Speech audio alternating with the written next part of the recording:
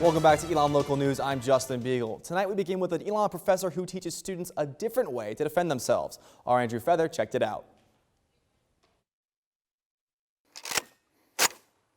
They're just tools. That's all it is. You can romanticize or whatever. It's just machine parts.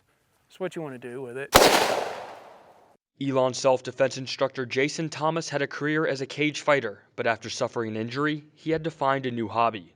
Unfortunately, 8 years ago, I damaged my neck pretty severely. I have 4 herniated discs in my neck, and the doctor told me I was done fighting.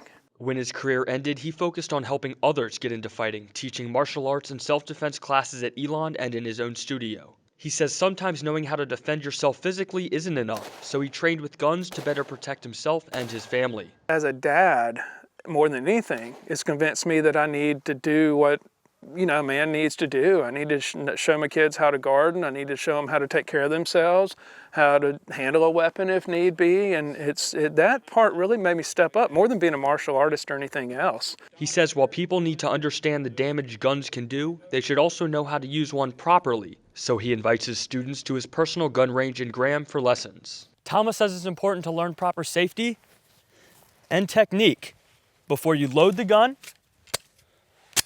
and fire. What we will go through is actually how to handle the gun, how to hold it correctly, finger off the trigger until we are ready to shoot.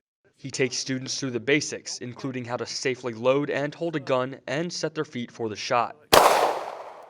Perfect. Thomas says guns may not be for everyone, but it is important to know how they work. I'm not a super proponent of guns. I'm not saying everybody should have a gun, but I think everybody should be informed. Andrew Feather. That's it, dead center. That was perfect. Elon Local News.